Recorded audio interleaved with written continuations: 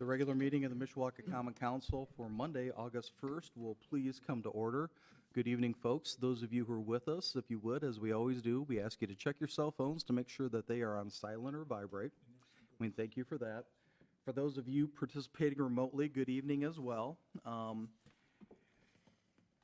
Since we are live streaming this meeting, we are asking all members of the public who are participating to place their microphone on mute during the meeting with the exception of any public hearing.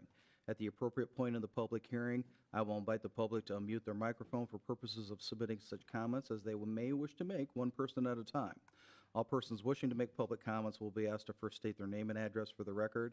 After completing the comment, members of the public will once again be asked to place their microphone on mute. And we thank all of you, whether you're in person this evening or participating remotely, for your cooperation. With that, please join us in rising for the Pledge of Allegiance.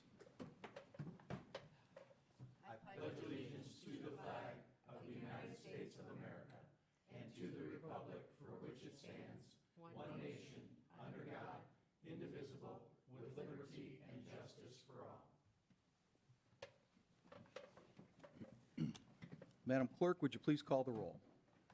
Mrs. DeMade? Here. Mr. Hazen? Here. Mr. Mamalenti? Here. Mr. Benicki? Here. Mr. Emmons? Here. Mr. Belovich? Here. Mr. Compton? Here. Mrs. Volker? Here. Mr. Hicksonbaugh? Here. Approval of the minutes of the regular meeting of July 25th, 2022. Are there any additions or corrections? Then hearing none, the minutes will stand approved as received from the clerk's office. Petitions, communications, remonstrance, and memorial. Yes, Mr. President. We have appeal number 2022-27 to the Board of Zoning Appeals in the Mishawaka Common Council. This is a use variance to allow food truck in the parking lot of Pilo's Body Shop at 1017 Jefferson Boulevard. This is signed by Sharon Hellman. We have appeal number 2022-29 to the Board of Zoning Appeals in the Common Council. This is a use variance to allow retail sales in I-2 Light Industrial District at 702 South Logan Street. This is signed by Brian Winan. We have petition number 2022-09 to the honorable members of the Common Council and the City Plan Commission. Petition to rezone from C1 existing insurance office to R1 single-family residential, conversion back to a house at 2212 Lincoln Way East. This is signed by Chris and Susan Skidinski.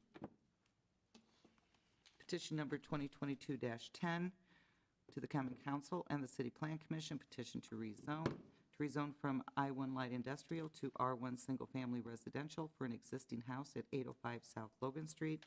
This is signed by Brandon, Dawn, and Chloe Kripe. Petition number 2022-11 to the Honorable Common Council and the Plan Commission. This is a petition for annexation and rezoning to annex and rezone to S2 PUD for commercial use, 14325 Cleveland Road. And this is signed by Gary Wright and Lane Wright and Paula Dora. There are signatures that are missing. Petition number 2022-12 to the Common Council and the City Plan Commission. This is petition to rezone from C1 to R1 to rebuild single-family residential house at 911 North Main Street. This is signed by Pierre and Jermaine Smith. Petition number 2022-13 to the honorable members of the Common Council and the City Plan Commission. This is a petition to rezone from C2 Central Commercial and C7 Auto-Oriented Restaurant to C4 Auto-Oriented Commercial for Drive and Shine Car Wash Facility at 3605 Bremen Highway. This is signed by Bonnie Sutter and John and Janie Piricini. Thank you. This evening, we have no report of any special committee of which I am aware, nor any ordinances on first reading, no resolutions, nor any ordinances on second reading, so we'll move right into privilege of the floor. And at this time, invite members of the public to the podium to speak with respect to non-agenda items only under privilege of the floor.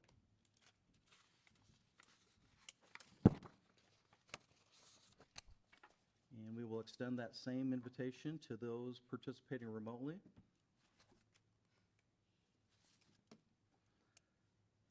Thank you. Unfinished business. Yes, Mr. President, we have proposed ordinance number 2022-14, an ordinance amending Chapter 137 of the Municipal Code of the City of Mishawaka, Indiana, as from time to time amended, commonly known as the zoning ordinance of 1966 of the City of Mishawaka, Indiana. This is to rezone from I-1 Light Industrial to R1 Single Family Residential, 1816 West 6th Street. Thank you. The record will reflect the fact that we have previously entered into the committee report as well as held 2 public hearings on this proposed ordinance. So at this time, I will open the floor for questions and comments from the council. Mr. Emmons? Yeah, thank you, Mr. President. I'd like to invite Jason up here for a few comments that he has, that he'd like to make to this council.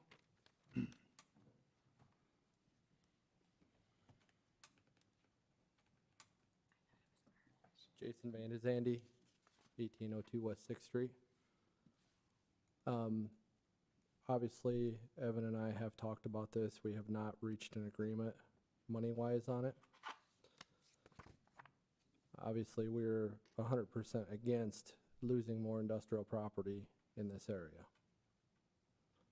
I would like to say, like to see it stay I-1 industrial, or I-2, and if he was going to run a business out of there or anything of that nature, I would be 100% for it. I don't agree with having a house that close to a commercial building at all. Neither does my partner Wayne, which is present tonight too. And, you know, it's not something that we really want, but if we get it forced down our throat that we have to, we would appreciate some stipulations on a privacy fence and some other things such as parking. Obviously 6th Street, the entire north side of it is no parking. It's been that way forever. We do not want cars parked there. If it's enforced upon us, it has to be enforced upon everybody. On top of that, we don't want the sidewalks blocked with cars. If we do have to go down this road, then I would appreciate it if the committee would stand behind us a little bit on a few of these terms. But obviously, yes, we are 100% against it. If there's any questions for me. Thank you. Mr. Emmons, any questions? Yes, yes. I've been by that facility, your facility, and the house that's in question about being rezoned from industrial to residential Yes, sir. and that. It's on a very tight lot. It is. That house that is owned right now by the gentleman in the audience, part of the neighbor's fence is in his yard. Yes, it is. And also the yard is in a mess. It's loaded with concrete, asphalt, and that. And I just don't see how it could be rezoned and be an eye-opener for that area. I think it would be not an asset, but a distraction to that area. Because it's on a small lot also, and it's not a very large lot, and it's very close to an industrial building, and that has some issues, and that, and so I'm not in favor of spot zoning, and this is what we're doing if we change it, since basically from Ironwood to Logan, there are 92 I-1 buildings and 15 commercial buildings, and that only leaves about 14 houses that are zoned residential from Ironwood to Logan. So basically, that tract of land on the north side of 6th Street has gone from residential way back when I lived in that area to more commercial and industrial. I agree. And it all started back when Furman's Meatpacking Company came in. They rezoned it because they didn't feel that the meatpacking company was suitable for a residential area. So what they do, they moved it into another residential area and rezoned it. And that's spot zoning, and that's what's changed that whole corridor from residential to basically industrial and commercial. And since there's only a few lots that are zoned residential, I think that corridor should be maintained as R1 in commercial. Mr. Evans, if I may, I certainly don't want to stifle your comments, but do you have any questions for this gentleman? I mean, Yeah, you'll have a chance to Okay. be able to add your comments in Okay. a couple seconds here. okay, okay. What is your, say, looking down, looking forward in that, what is your plans for that building and that lot? Obviously, if we could purchase a lot, we would definitely be looking at putting a parking lot there for our employees, that type of thing. You know, obviously, it would have to have correct drainage, meet all the zoning, everything else that we would have to do to make this right. Ultimately, yes, it would benefit our company a lot, but I'm also not gonna want the committee to sit here and be the mediator between a price on a piece of property either. That's not fair to you guys, and it's not right either, so. You know, ultimately, yes, I wish we could reach an agreement to purchase it and be done with this, but we can't at this point, so What about the house? the house would be torn down. Yes, what about the house to the west? To the west, we've been in contact with the owner. We would like to purchase it when the time comes. And that way, it would be all I-1 industrial from one end of that all the way to the corner there of Alabama. Okay. And that's in the near future that you'd want to expand if you could get both pieces of property, correct? If I could, yes. But I don't want the committee to be a mediator on pricing, or that's not the reason we're here right now tonight, so. Thank you, appreciate it. Thanks, welcome. Jason. Thank you, Mr. Evans. Other questions? Mr. Mamalante? Yes, thank you, Mr. President. Thank you for coming again this evening.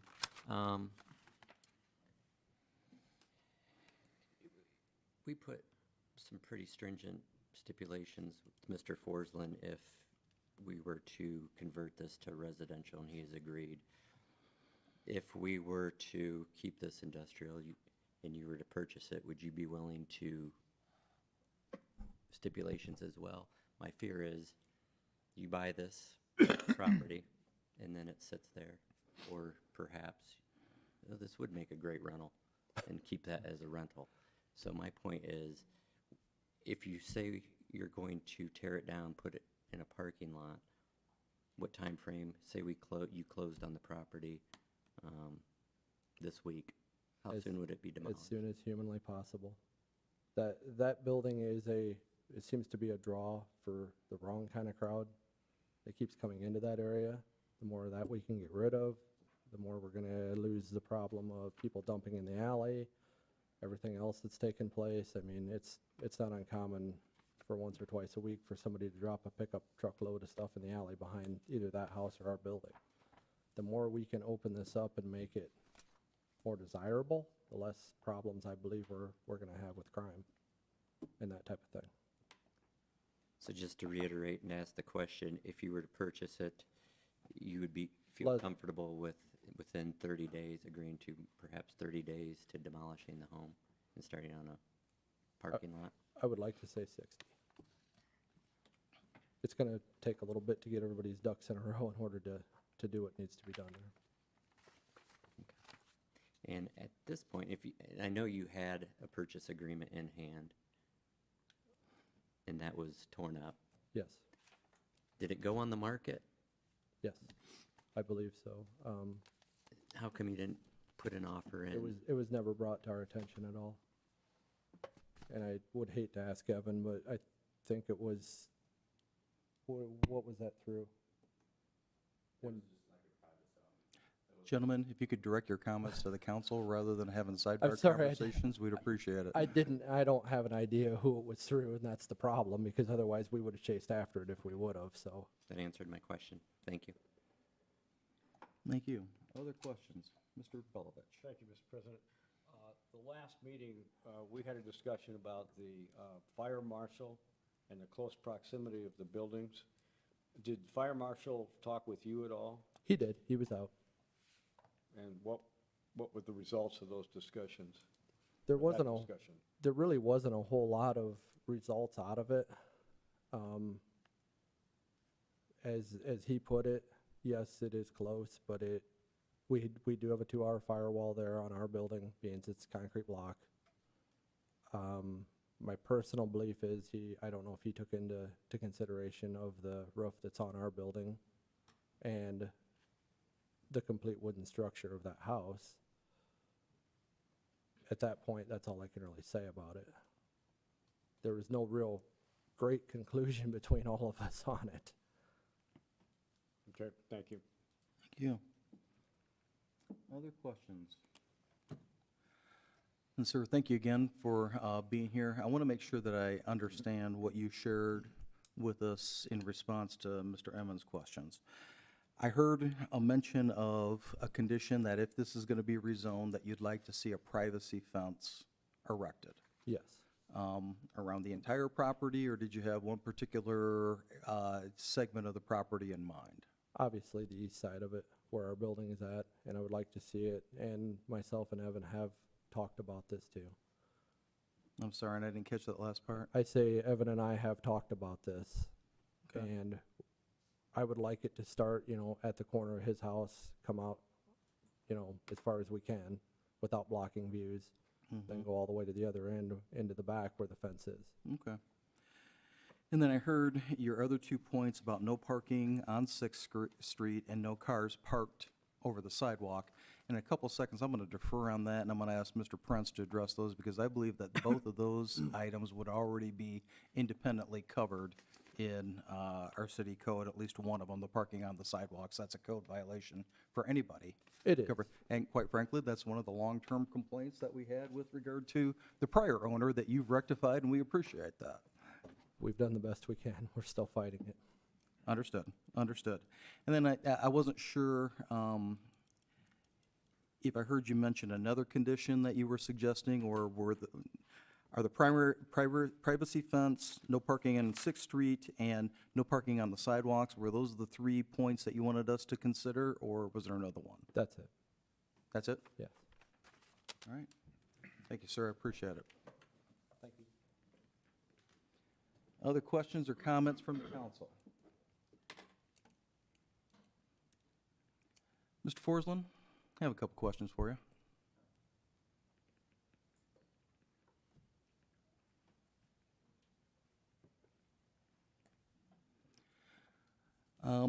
Thank you for being here as well. And it sounds like despite everybody's best intentions, there wasn't an agreement that you and the neighbor were able to reach, but we appreciate both of you engaging in the effort nevertheless. Yep.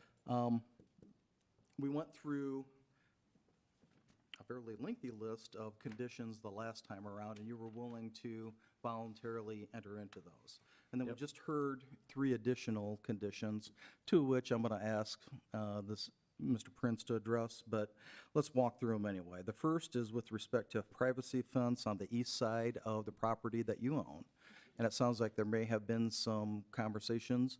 What, if any, condition and commitment are you willing to agree to with regard to this property having to do with the privacy fence? I think the privacy fence is a good idea, and I was planning on doing that already, so that both property owners can have access to both sides without interrupting any kind of privacy. So you're willing to agree to a privacy fence on the east side of the property? Yep. Any comments that you want to share with regard to the concept of no parking on Sixth Street in front of the home? There seems to be parking on the south side, so would just be parking in front of other people's houses. And that's what we're talking about, the north side, because, again, I'll ask Mr. Prince to verify this, but Yeah. let's assume for the purposes of this question that comprehensively, that is not allowed on the north side of Sixth Street. Yeah. We'll just park where we can. And from prior public hearings, we know that your intent is to sell this, but to the extent that you can have control over the other buyers, any objection to the normal city code being enforced so that whomever owns this property can't park on the sidewalk? No objection. Okay. Anything else that you want to share with us that I haven't had a chance to allow you to share based upon my questions? one thing that I wanted to mention, the lot size, that's, if you look at all the residential lots in that neighborhood, not just the north side of Sixth Street, it's probably a little bigger than the average residential lot. So it's not a small lot. The backyard's pretty big, so. All right. The side yards are small, but there's a backyard. And then final question from me before I open the floor up to questions from other council members. The conditions that we ran through at the last meeting, you're still willing to voluntarily enter into those, including paying for the recording of the written commitment that would memorialize your agreement with us if this property is successfully rezoned, correct? Yep. All right, thank you. Other questions from Mr. Forsland? Mr. Evans? Thank you, Mr. President. On the lot size, we had a gentleman here at the last meeting that stated your fence is on his property. Okay. Is that true? I don't have anything in writing that has told me it's a fact, but if it is, we can put it in the contract and it could be So that, rectified. if that is true, then your lot size becomes smaller because you're already infringing on somebody else's property. Is that correct? Yeah. Okay. And then also on your property, entering from Sixth Street, heading north, you have a lot of asphalt and concrete that was part of a drive, and there's no garage there, so it's just broken up concrete and, Yeah. and asphalt. Is that correct? I believe so, yeah. And in the backyard, not including the driveway, there is concrete back in the backyard. Is that correct? There's a concrete slab where a garage used to be. Okay. And then, so it's your intention then to remedy that lot by removing all that concrete and I asphalt? believe we may have talked about leaving the slab for the garage if it's buildable, but if it needs to be tore out, then it needs to be tore out, and I'll do it. Okay. Okay, say, I don't know the exact amount of money that you paid for that lot, but just assuming it's 41,000 in that area, okay? Yeah. What do you surmise it's gonna cost you to bring that house up to where somebody would wanna buy that and live in it, Around 35 to 40. over and above the, Yeah, an additional. okay? I have some questions on that, but I'll take your, Okay. Thank Have you ever been inside the house? no, I haven't, I've been around it, I've been walking up to it, I've walked onto the front porch, which is in dire need of repair, Yeah. and, Mr. Forsland, if I may, you heard a couple times me say in prior meetings that Mr. Evans was gracious to answer your question, but this is an opportunity for him to ask you questions, not vice Yeah. versa. Okay, sorry. Thank you. so, another question is, you stated at the last meeting, when I asked you some questions, you stated you were a realtor, is that correct? Yep. And it's my understanding that when you purchased that the property, you weren't aware that it was zoned industrial, is that correct? I was told it was zoned industrial. I was also told that the sellers were in communication with the city, and they told them there was no issues with rezoning it, and I took their word. I question that, but that's beyond this meeting I here. haven't lied one time. No, I'm not, I'm not stating you lied, I'm just stating. that Yeah, I found that. they most likely lied about that, yeah. So, also, when you finish that house and you plan on selling it, and the stipulation would be, can't be rented, does that follow over to the people that buy that house? Can they use the rental as a rental property, Mr. President? For the record, and I'll ask Mr. Triple to correct me if I am mistaken here, but the statutory site for anybody who wants to do some quick legal research is 3674-1015, Commitments and Enforcement. And it does indicate that a commitment that's recorded is binding on a subsequent owner or any person who acquires an interest in the parcel. So once it's reduced to writing, once it's recorded, then all subsequent owners will be subject to these same conditions. Would you agree with that, Mr. Triple? Yes, Mr. President. Thank you. Thank you for the interpretation. Thank you, Mr. President. I have no other questions. Thank you. Thank you. Other questions from Mr. Forslund? Thank you, sir. Any other questions or comments from the council? Mr. Compton? Mr. President, I know there was some discussion about delaying this last week at the council. And one of the things that we, and I believe you, Mr. President, stated that the reason you were willing to push this out another week was what we had heard about the fire code. Is there any resolution to that? Well, my intent was to ask Mr. Prince to address that issue for us. So, Thank you. Mr. Prince?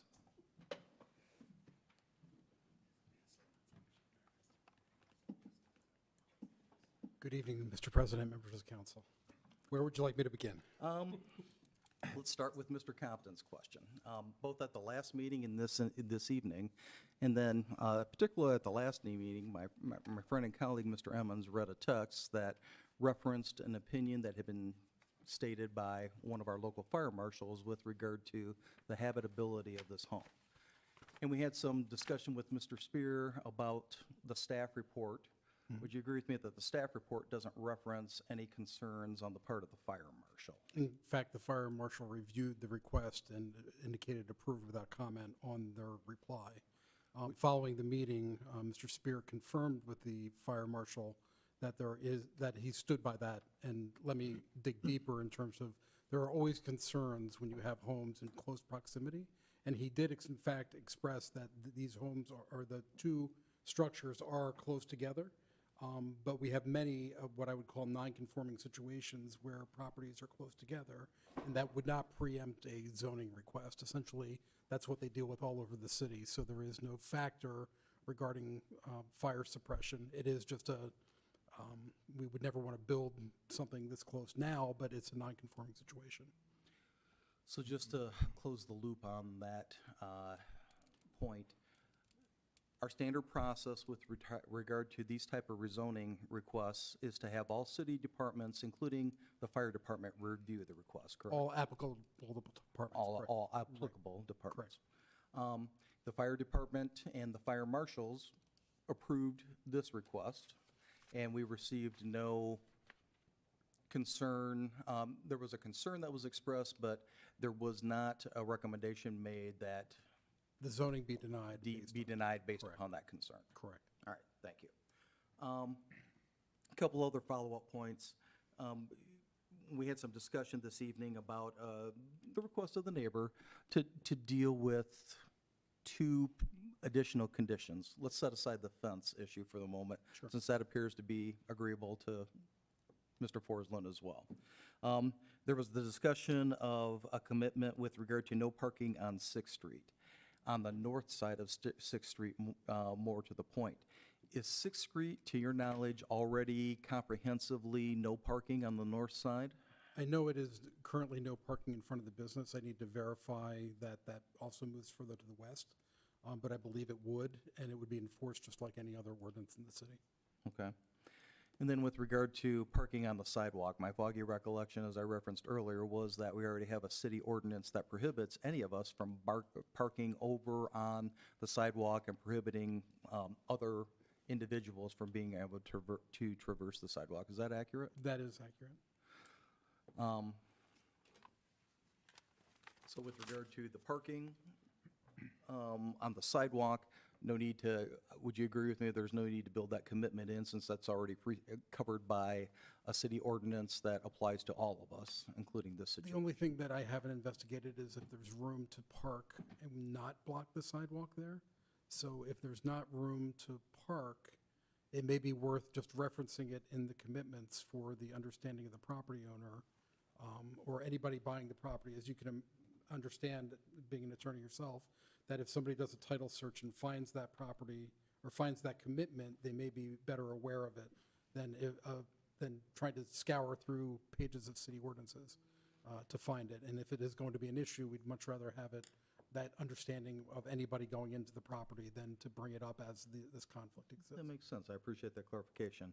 And then similarly, since subject to your additional research with regard to no parking on the north side of Sixth Street, if it is already no parking, then I suppose that it's, again, additional notice to whomever would purchase it, that there's a commitment that it, I'm less concerned about the parking because that applies to everyone, whereas if there's not enough room to park on the property and we have an inherent conflict, that might be more difficult. okay, so 6 on the one hand, half a dozen on the other with regard to no parking on the north side of Sixth Street. Correct. All right. Thank you. Any other questions for Mr. Prince? Mr. Benicki? Thank you, Mr. President. Mr. Prince, if we vote no for the rezoning today, they can bring that back, but there's a waiting period of how long? I believe it's 6 months before they're able to bring it back. So they could reapply And in it- 6 months. And I would refer to your counsel, but I believe that is by rule, that it's 6 months. And I'm not sure if it requires it to be substantially different, or if it can just automatically be brought back in 6 months. Okay. 6 months, thank you. And then, so let's say we approve this today, and then 2 months from now, they want to go back to I-1. Could they bring that back? There's not a 6-month waiting period for that portion. No, you can apply. go back and You forth. can apply immediately, correct. Okay, thank you. Thank you. Other questions for Mr. Prince? Thank you, sir. May I add something, Mr. President? Would it matter if I said no, Mr. Prince? Yes, it No, would. no, please, go ahead. My only question is on the fence, because I know concerns have been expressed by the owner of the industrial property regarding access, and knowing the very small distance between it, that it might be worthwhile to look at some kind of common access easement between these two properties to allow both property owners to access it, and to move the privacy fence to be in line with the house, moving back to the alley, and have some kind of agreement to cut it off. I don't want to complicate things, but this is a difficult situation, and just by following the property line, I'm not sure there's going to be room for either of them. I'm not sure where that property line is located relative to the house and relative to the commercial structure, and if you can imagine putting a fence right down the middle of it, might not make any sense whatsoever. So I don't know if there's something in the language that can be drafted that perhaps they could, I mean, I hate to do this because they haven't been able to come to an agreement in the past, but perhaps just wording it that it shall follow the property line, or unless a mutual agreement is struck between the property owners, whatever legal language council would deem appropriate. And that would give them the opportunity to look at it potentially, and where it could be mutually beneficial to both parties. Subject to how others feel, I wouldn't have any objection to that condition with regard to the privacy fence being fleshed out that way, as long as Mr. Triple has enough that he can build out the condition, and we're going to be drafting this. If this is approved, the document will be drafted after the fact anyway, so we'd have a chance to clean up the language. And in a minute, I'll ask Mr. Forsland to come up to have him reiterate for the record that he would agree to that type of condition. Since the adjoining landowner is not a party to the commitment, it's a little bit more nebulous to me how we could elicit that and build that into the document, but I will rely on Mr. Triple's legal acumen with regard to that point. So I think the default would be only to follow the property line and leave it at that. The other thing I want to note, just for everybody's education here, is that any condition that is, or voluntary commitment, I shouldn't say condition, that is made on the property, it still has to follow city code. So that privacy fence cannot protrude in front of the existing house. So the current industrial building sits out in front of the house, and that privacy fence is not going to be able to follow that line. It's going to have to be set back in line with the front of the house, should that proceed. I just wanted to bring that up for the record, so everybody understands where that privacy fence may be located. Very good clarification, thank you. Yep. Any other questions for Mr. Prince? Mrs.?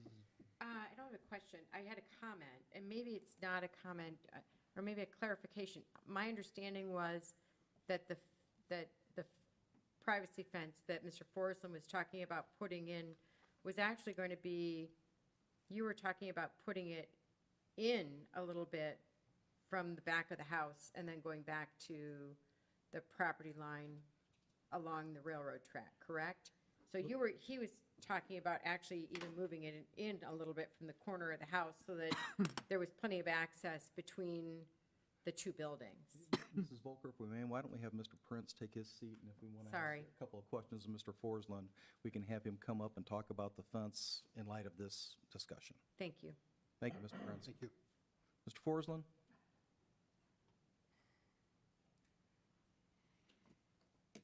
Now, Mrs. Volker. Did I remember correctly? Yeah, I mentioned that last meeting. I'm open to talk about what everyone thinks is best. So, So even from the corner of the back of the house, and then back to the property line along Yeah. the railroad track, across, and then back down along the driveway to the only, wherever? the only thing that would need to be put at the front of the property is just a gate, so people can't just walk through.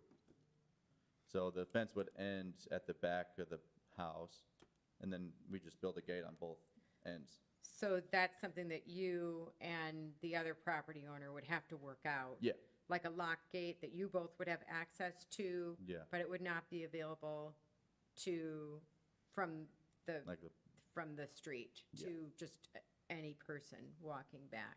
yeah. Okay. So that begs the question, thank you, Mr. Forsland. So I need to ask a question of the other property owner, and maybe, I'm sorry, this is the way it works. Would you mind, Let's see then if there are any other questions for Mr. Forsland while he's up there. In particular, I'm going to ask Mr. Triple if he has any clarifying questions that he wants to pose to Mr. Forsland for purposes of drafting the written commitments, if one such document is necessary. All right, thank you, Mr. Forsland. Now, Mrs. Volker, the floor is still yours. would you mind coming up?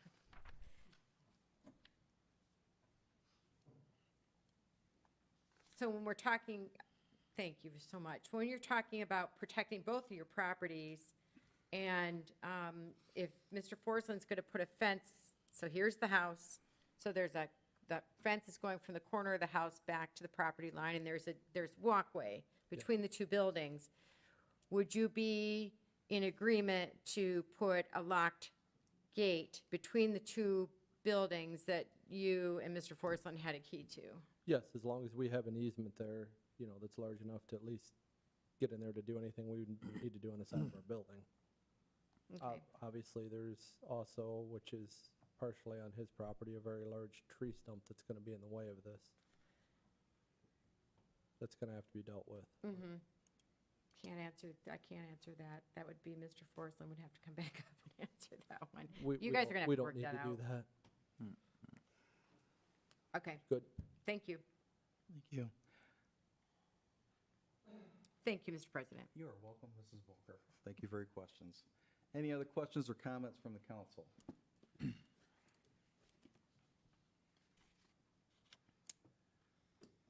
Mr. Emmons? Just question, just for clarification. If I just want to state my opinion, would this be the proper time to do it? Absolutely. Okay, then I'd like to do that. Thank you, Mr. President. Since this has come through the Planning Commission and also to the council for the third time, and I will restate that I am totally against spot zoning. That corridor has been residential way back in the 50s. Then it slowly became commercial and industrial. Now, it's over 90% commercial and industrial. And there's no way that that piece of property from Ironwood to Logan that butts up against the railroad track is ever going to be residential.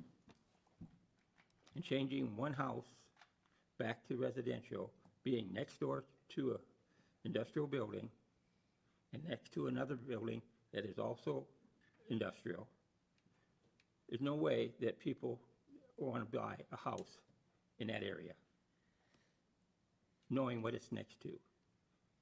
And I know you're a realtor, and I'm not going to belittle you, but I can't see how you're going to take that piece of property, the shape it's in, and do all the work that's necessary to bring that up to where somebody would want to buy that house. The shape it's in, the property that's it, the shape that's in, the basement what it's in, the front porch.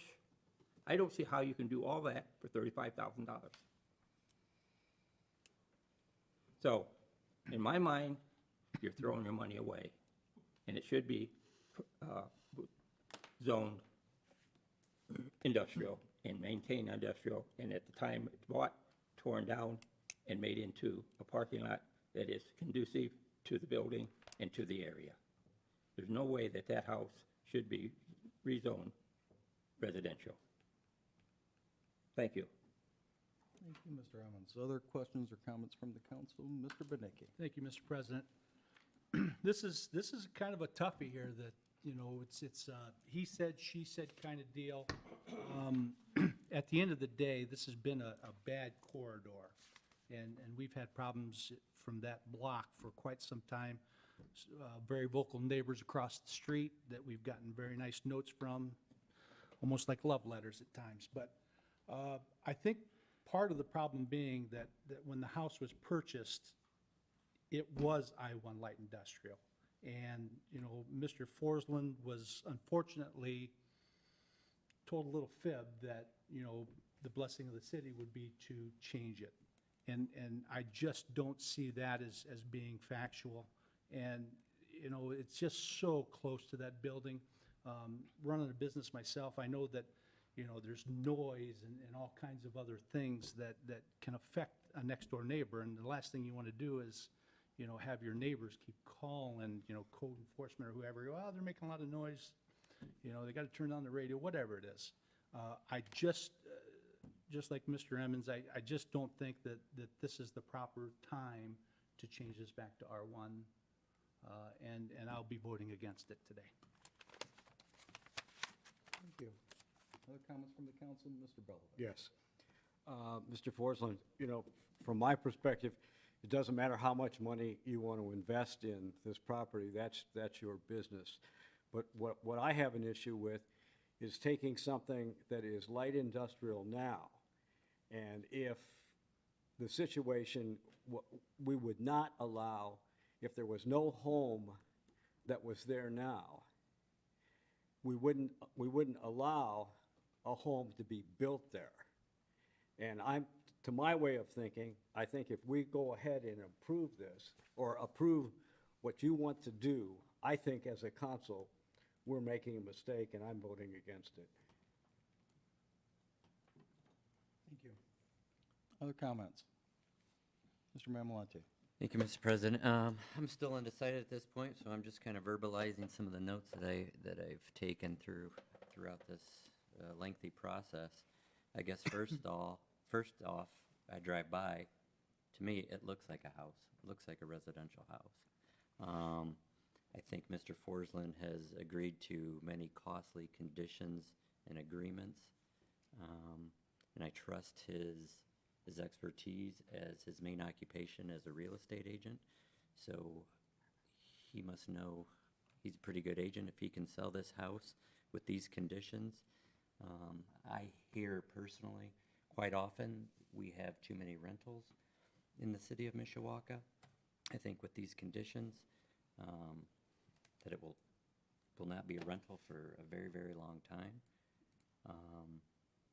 I think with his reputation as a real estate agent, I think he would put a lot of hard work and money into this property with his name attached to it. So I don't know at this point. I just wanted to get those thoughts out. So that's all I have to say. Thank you, sir. Other comments from the council?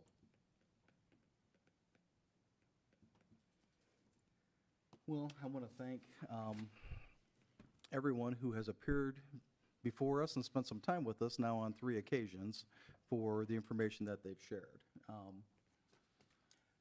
Whatever the vote may be, hopefully this validates in the mind of anybody who has been a participant in this process that we take these issues seriously.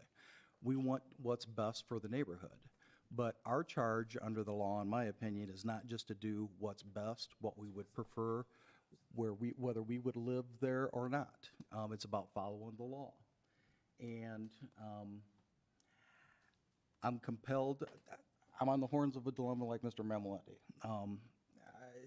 This would never be built in this era. It would never look like this in this era, but it's here nevertheless.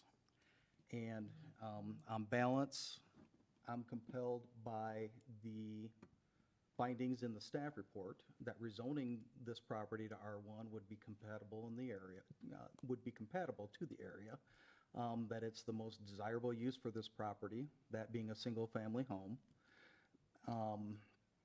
that it will have the effect of conserving property values in the immediate and surrounding residential neighborhood, and that it's otherwise compatible with its historical use. So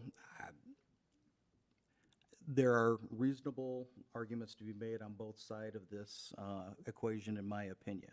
But the final compelling factor to me is that zoning aside, there are 16 residential uses up and down this section of Sixth Street. So with respect to the spot zoning, it's always been my experience that we're looking to invite people to interject less intensive uses into neighborhood settings such as this, rather than more intensive, which is what a industrial zoning would be. So, again, I appreciate all the comments and the time that everybody has put into this. And were it not for the commitments that Mr. Forsland is willing to make, I wouldn't vote in favor of it. But we don't have the ability to be able to sit on the fence on every question, and having the obligation to come down on one side or the other. I will be voting in favor of this evening. Any other comments from the council? Hearing none, then I call for the question. Question. Madam Clerk, would you please poll the council? Mrs. DeMade? Yes. Mr. Hazen? Yes. Mr. Mamalenti? Yes. Mr. Benicki? No. Mr. Emmons? No. Mr. Belovich? No. Mr. Compton? Yes. Mrs. Volker? Yes. Mr. Hicksonbaugh? Yes. The vote is 5-4, with yes being the prevailing vote. It passes.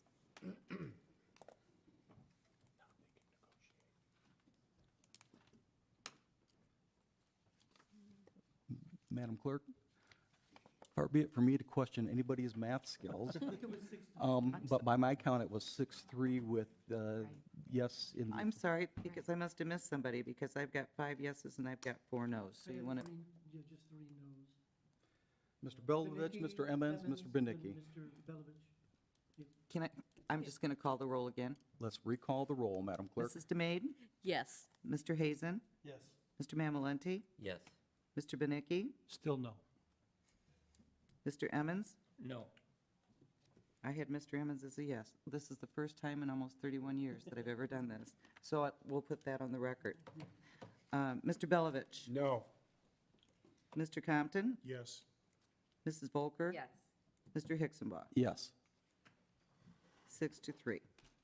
It's still in the favor of the petitioner. Thank you.